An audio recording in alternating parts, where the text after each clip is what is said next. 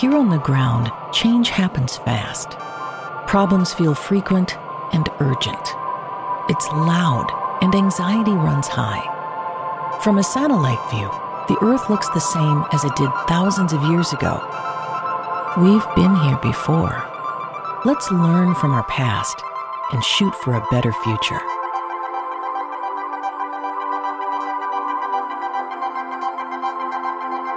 Hello and welcome to this episode of the Satellite View. I'm Todd Mikkelson, your host, speaking at you from Sunday, January 5th, 2025, first show of the year. Thank you so much for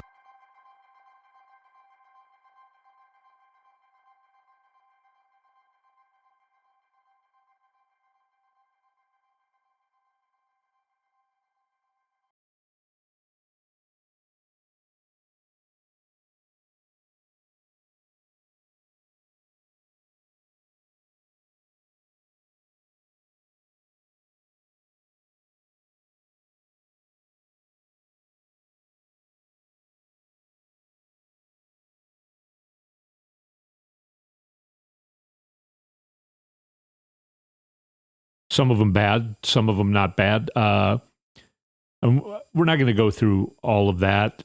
We don't know. It's weird, though, how the news, it almost seems like the news is non-existent in some ways. There's not very much information about these incidents that happened. They're calling them terrorist attacks, but it sounds like it's just two separate guys who are mentally unstable and made these decisions to do these things. Again, unrelated to each other. Sounds like individual acts. They're terrifying, especially the one where he, in New Orleans. But if they're calling them terrorist attacks, the news doesn't really jibe with it. And here's another thing. It is January 5th. Tomorrow is January 6th, where the certification of the Electoral College vote has to be approved. Basically, each state is counted. Now, there are 21 states that have not yet turned in their certification of their electors. And I talked about this back in the middle of December. The deadline was December 17th for those to be turned in. And it was near impossible to find news about what happened on that day. Nobody was reporting on it. I told you back then, I was looking for it. I couldn't find anything on it. In 2020, it was a big day. I think the date was the 14th, maybe. But it was a big day that was really reported on, and why not this time? I don't understand why not. And then we get to the day before January 6th, and 21, nearly half the states in the country, have not yet turned in their certificates. They've not yet confirmed their electors. So how is the 6th going to work? If there are 21 states that say, we still haven't approved our electors. And what does that mean, they haven't approved their electors? One of them is Wisconsin, a swing state. One of them is Minnesota, not a swing state. And I think Idaho is one. It's not a swing state. Nevada, I believe, is on the list. Swing state. Georgia, swing state. Those three states could easily change the election to be in favor of Kamala Harris. So why are they not approved yet? Again, I'm not saying anything other than that.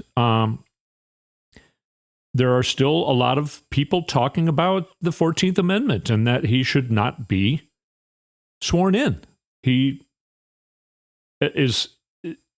can't be in office because he's an insurrectionist. And then he reminded us just last night, Saturday the 4th, he had a meeting with the Italian conservative president, or prime minister, I guess, there in Italy. And he showed a documentary about the 2020 election. John Eastman was there. I guess this is mostly about John Eastman. John Eastman was a big part of trying to overturn the election in 2020. Rudy Giuliani also was there for a meeting with the Italian prime minister, and he's not president. So why is he meeting with the Italian prime minister? Peter Navarro was there. He went to jail for contempt because he would refuse to testify the January 6th committee. And he hid it. He wouldn't allow press in to even know about what was going on. He had kind of a small event in a ballroom or something at Mar-a-Lago. He wouldn't let any press in. He lied about what happened. And our main question this week is, why are they all so mad? Didn't they win? Didn't they get what they wanted? Didn't they win the White House, the House of Representatives, and the Senate? I watched the vote for the House Speaker. That happened on Friday, January 3rd, which now everybody is saying January 3rd was the absolute last date that these states could turn in their certification of their electors. Okay? Today's the 5th. In the space and time continuum, the 5th comes after the 3rd, and there are still 21 states who have not turned those in. And wouldn't Trump, first of all, he's subjecting the Italian prime minister to this shoddy movie about his freaky friends that I haven't heard John Eastman's name pretty much for 4 years. Why is he talking about that? Why is he not celebrating 2024? Didn't he win? Isn't he getting all the power that he wanted back again soon? Why is he not celebrating that? Why is he still talking about 2020? And if he's going to have an inauguration and a bunch of gala events on the 20th of January, again, in the space and time continuum, the 19th of January takes place just a mere one day ahead of the 20th, and he wants to have a rally in a stadium in Washington, D.C. It has the capacity of 21,000 people, apparently. And his rallies at the end of his campaign, he couldn't fill half the size. He was getting like maybe 5,000 people at his rallies. Why is he doing that? Why is he having a rally on the 19th when he supposedly, isn't the 20th supposed to be the big celebratory day for him? I don't understand what's going on. And why are they all so mad? You see him on TV. I started to say that I watched the whole proceedings on Friday. The Republicans looked mad, So I watched it on C-SPAN, which had cameras all over the place, on the House floor, kind of a special new thing that they're able to do just on that day, just on the first day of Congress, where the first thing they have to do is elect a House Speaker and then change or not change the rules, agree on a bunch of rules, procedural things. And then they usually celebrate. Families, my new congressperson that I'm so proud of, Kelly Morrison, her whole family was there. And of course, it's a very celebratory thing. Her first day of Congress, I got to hear and see her on TV make her very first vote in the United States Congress. It was in favor of Hakeem Jeffries for the Speaker. And when the cameras, before the proceedings even began, the cameras are just kind of roaming around. The Democrats are hanging out, talking to each other, laughing, smiling, like, hey, how you doing? Haven't seen you. Did you have a good holiday? Looks like they're having a nice time. The Republicans just looked pissed off. Isn't this their big day? They're taking power. And then, okay, we're going to do Casey Kasem's countdown of the 3 top chuckleheads in the Republican Party for this week. Number 3. Third on our chart. Our next artist said that he adopted a child when he was 24 years old, yet he never adopted him and never made him part of his family. It sounds very similar to what another chucklehead, Matt.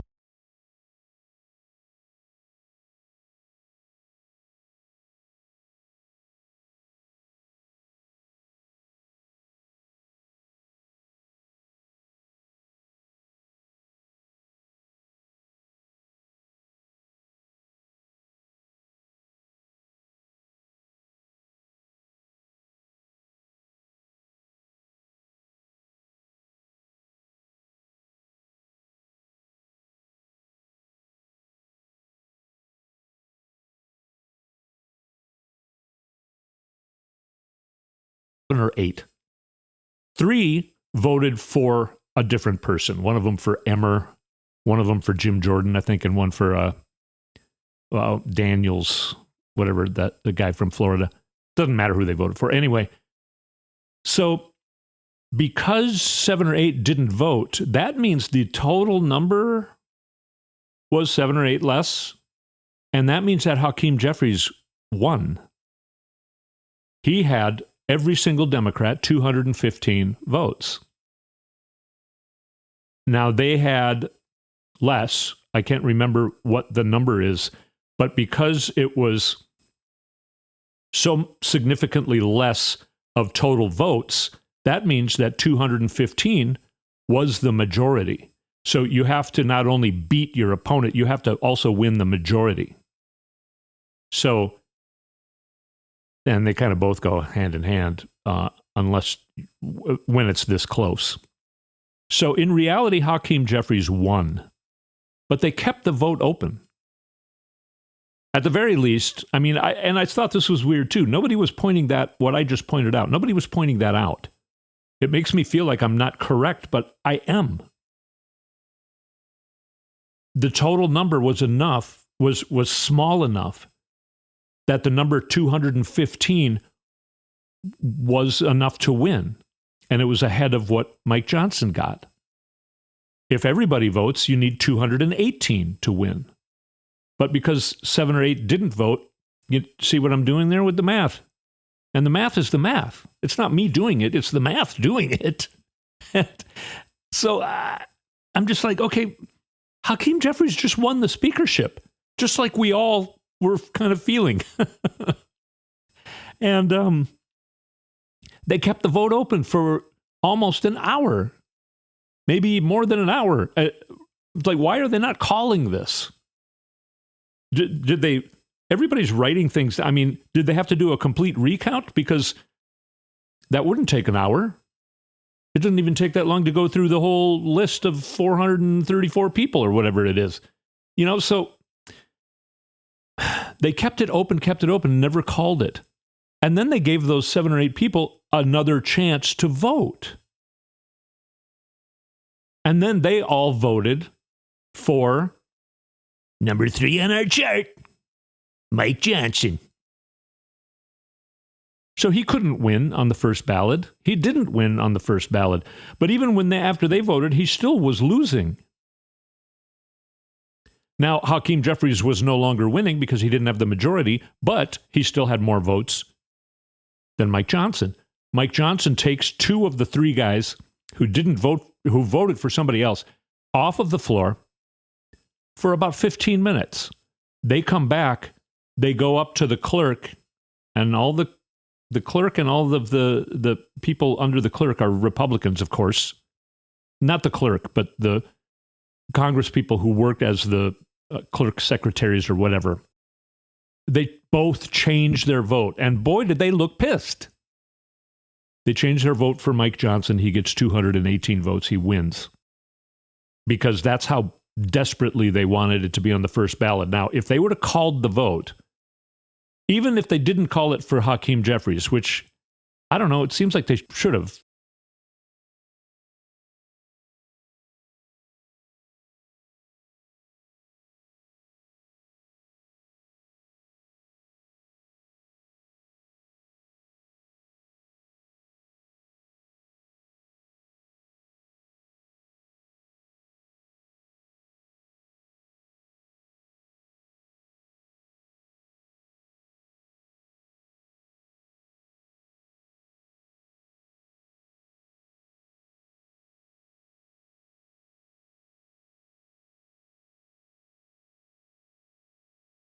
We're speculating that might happen and that Donald Trump might not even be able to be inaugurated because it would be past the 20th. Yet everyone says that it has to be certified. The electoral vote has to be certified on the 6th. Yet today's the 5th. And 21 states have not certified their own electors. How does that work? Now, you're probably going to be listening to this on the 5th. Or, I'm sorry, the 6th. Or maybe even the 7th. Whatever is going to happen from where I'm talking to you now in the space and time continuum, whatever's going to happen tomorrow has probably already happened by the time you're either watching or listening to this. I'm still not sure if we're going to put up the video or what, but, you know, I just, right now, I don't understand what's going on, and I don't know why people are not talking about this. Remarkably, people are talking a lot about this secret meeting at Mar-a-Lago last night. And everyone's saying that it's just appalling. I'm kind of surprised that everybody in the mainstream media talking about that and how appalling it is. But they're not talking about 21 states have yet to certify their electors. That's bigger news to me. But yeah, what is Donald Trump doing? And he doesn't look happy.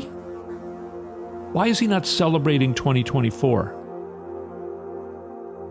Why is he still dwelling on 2020? Is he that addled? I would say probably yes, but other people are going along with him. It's really weird. I've gone a little bit over here. We need to take a break.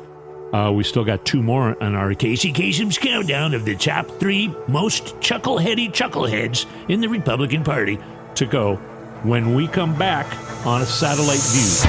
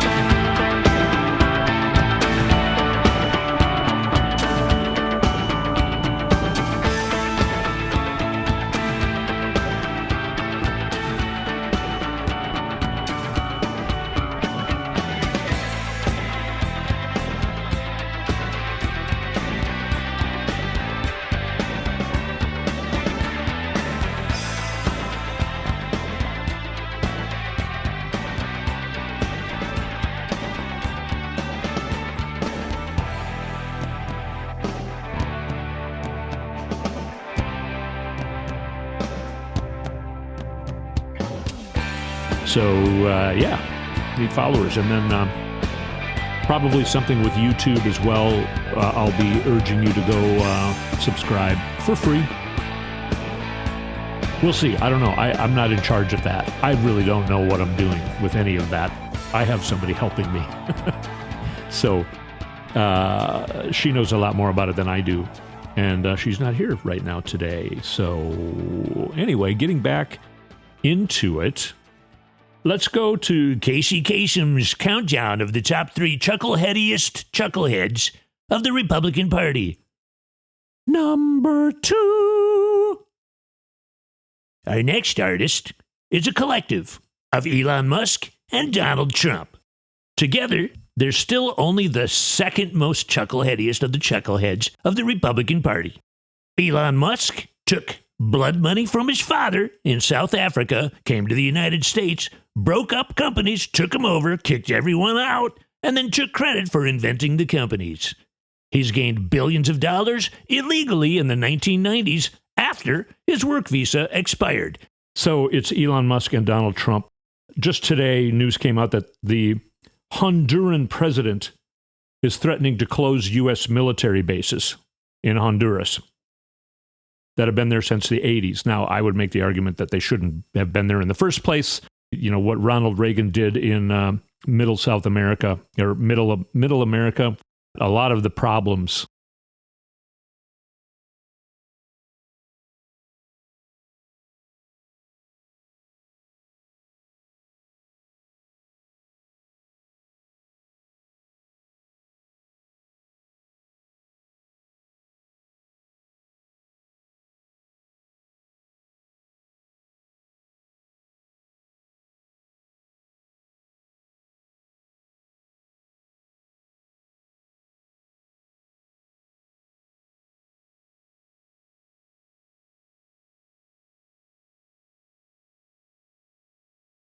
A lot of people are saying he's one of the best presidents ever. I would agree with that. He was way ahead of his time. He put solar panels on the White House. Ronald Reagan took them off because Republicans are dicks. Anyway,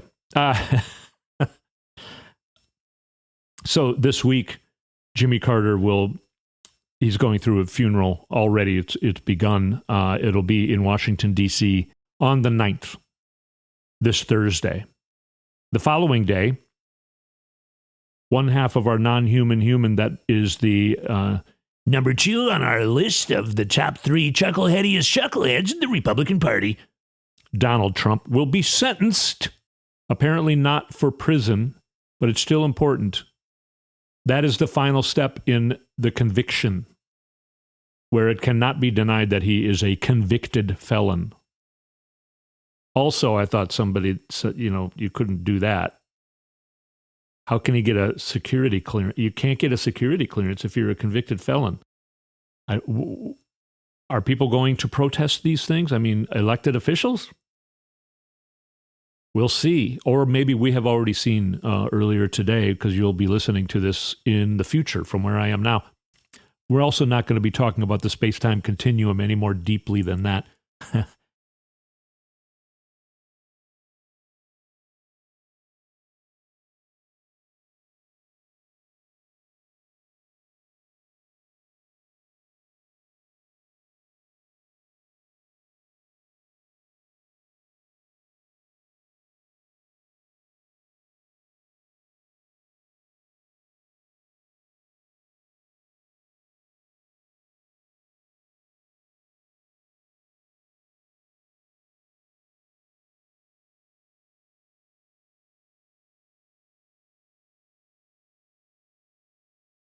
Probably will, and maybe we'll talk about it next week.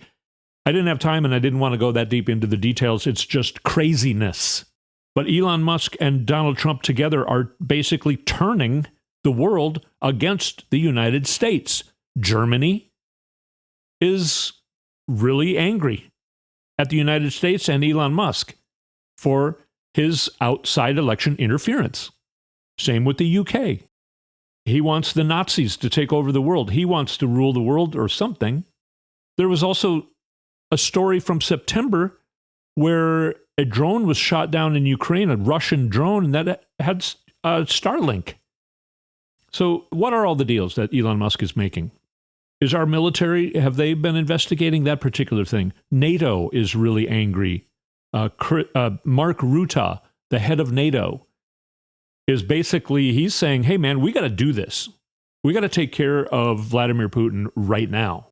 All this election interference going on in other countries, and it's sounding like maybe Elon Musk was involved in a lot of it. Starlink, maybe.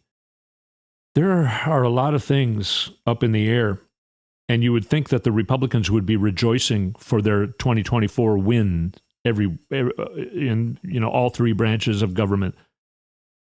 They don't look happy. The people on the Supreme Court, you think they would be happy? The conservative majority, they don't look happy. Everyone looks pissed. Why are they so pissed? The things that are going on in the rest of the world because of Donald Trump and Elon Musk. We have Canada actually trying to get more recruits in their military. Some people are saying it's because of what Donald Trump is saying about Canada. What if they're doing it because they're getting instructions from NATO? Because they're a part of NATO. What's going to happen with NATO in the next few days, weeks, and months? How does that involve the United States? With Donald Trump as president? How does that work? I know a lot of people are scared, but when you really think about it, you got to ask yourself, do you get the energy that Donald Trump is going to become president? How would that work?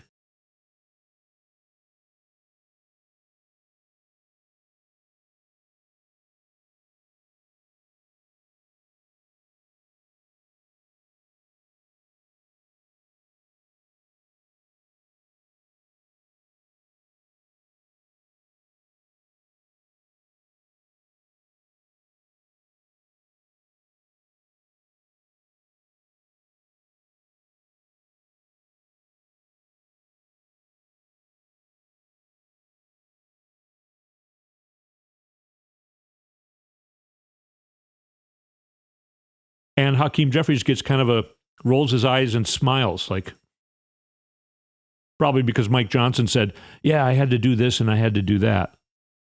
I don't know. Is that what he was saying to him?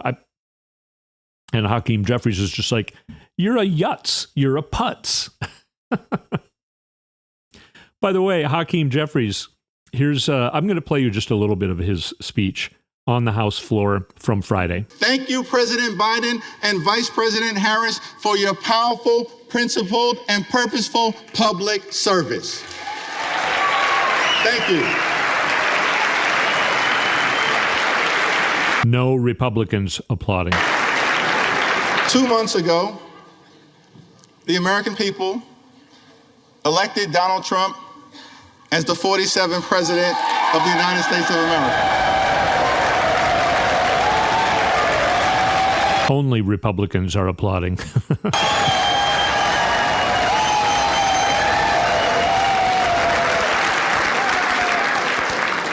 Thank you for that very generous applause.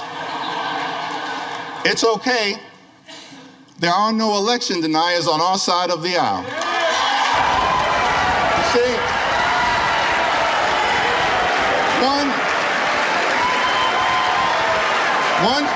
one should love America. One should love America when you win and when you lose. That's the patriotic thing to do, and that's the America that House Democrats will fight hard to preserve because we love this country. Yeah, so Hakeem Jeffries, the true leader in the House, but is not going to be the Speaker of the House, supposedly.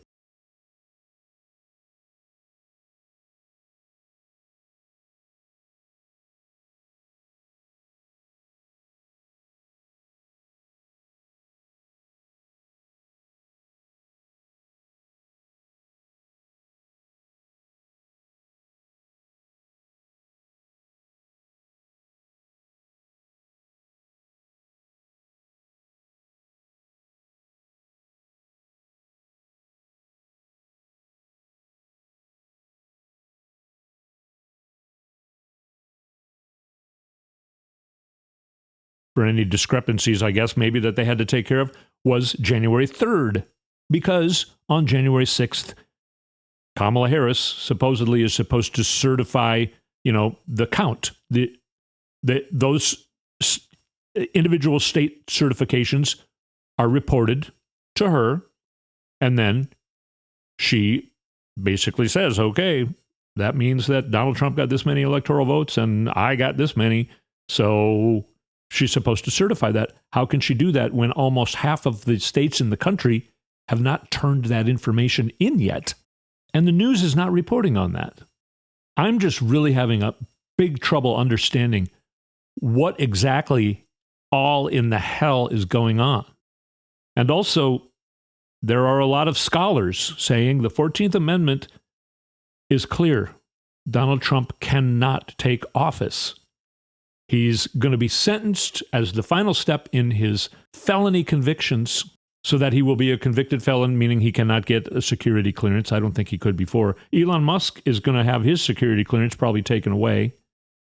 We have one more in Casey Kasem's countdown of the 3 most chuckleheadiest of the chuckleheads in the Republican Party. Number 1.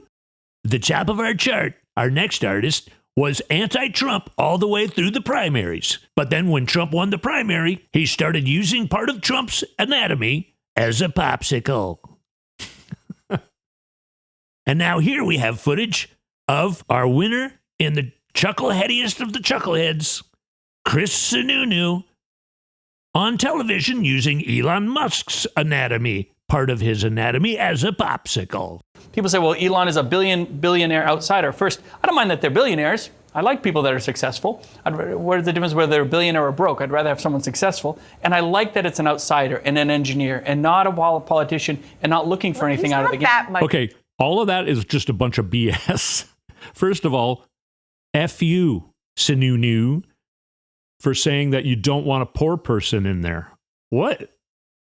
I would rather have a poor person than a billionaire. He also says that he's an engineer, and he's not. Elon Musk is not an engineer. He's just a rich asshole. So, now Dana Bash is actually going to call him on part of his BS. He's not that much of an outsider. In fact, one of the criticisms and the concerns is that he has billions of dollars tied up in government contracts.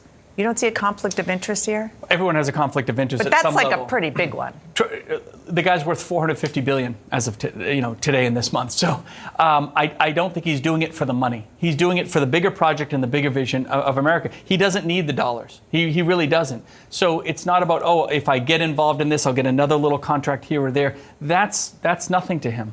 So I like the fact that he's, in a way, he's so rich, he's so removed from the potential financial influence of it. Can you believe that? This guy is a welfare queen. The government pays Elon Musk billions upon billions upon billions of dollars through government contracts with SpaceX and Tesla and whatever else he's doing. That he pushed the inventors out of the company and took it over and took credit for inventing, I don't know, space travel, the rocket, and the electric car. Chris Sununu thinks that he doesn't care about money. He's worth $500 billion, and he doesn't care about money. Why doesn't he give all of his money back to the United States if he's such a patriot? If he's so interested in improving the United States and he doesn't care about money, why doesn't he just maybe keep $1 million and give all the rest back to the United States, put it in the Treasury? That would probably save Social Security, right? I mean, by the way, we need to get rid of the Social Security cap. Whole nother subject. We do not have. I'm looking at the timer and we're already out of time. I went over again. But this is Chris Sununu. He's been the chuckleheadiest of the chuckleheads since this summer, the moment Trump won the primary. And he went completely the opposite way because he had a lot of very disparaging things to say about Trump, as did every Republican before Trump won the primary in 2016. There wasn't a single Republican on Trump's side, just the MAGA idiot people who voted in the primary. Actual Republicans who know about things. Nobody thought Trump was going to win the primary in 2016. Anyway, yeah, so this is Chris Sununu being the chuckleheadiest of the chuckleheads of the Republican Party, or the world and universe. I mean, Elon Musk, all he cares about is money. But that's why Sununu trusts him, because he's a billionaire. He doesn't care about money. What? Okay, I'm having trouble even dealing with the stupidity level and realizing that he is of the same species that I am also a member. I can't handle that. It's blowing my mind. I think I'm going to have to let you go. This is kind of an experiment this week. It's going to probably sound different if you're listening on the podcast to only audio. in the way it's edited and things like that, because we're trying to also go video. So I don't know if this is going to be watched on video. Probably at least pieces of it will be on video. So that's why I wore my new shirt I got for Christmas. I have another new Christmas outfit I'll do next week, because we're going to be back next week here on A Satellite View. And I want to thank you for listening and or watching, but for being here with me on A Satellite View. We are going to keep each other sane through all of this chaos. No idea how any of this is going to work or what's going to happen. I don't know. I think it's going to be a pretty crazy year, no matter what happens in the next few weeks. Things have been crazy already. So I guess we do know what it feels like. But as long as we stick together, because we are all in it together, and I'm going to keep with what Kamala says. When we fight, we win. But I'm trying to figure out what I can do. Right now, I'm just hoping that you and I can make each other feel a little bit better, maybe have some laughs over all this chaos. Because whatever's going on, it is chaotic. And I just want us all to stick together and make each other cope with it more easily. We got to stay positive. Negativity doesn't help. And we don't want to contribute to that energy. We want to contribute to the positive energy. That's what I'm trying to do here. And I know that's what you're trying to do when you listen and come here with me on the show. So thank you again. So my goodbyes are getting longer and longer. Have you noticed that? I guess I don't want to shut it down, but it's only for a week. I'll be talking to you next week. We'll be reporting on all this craziness that's going to happen this week. Thanks again for listening. We'll speak at you next week.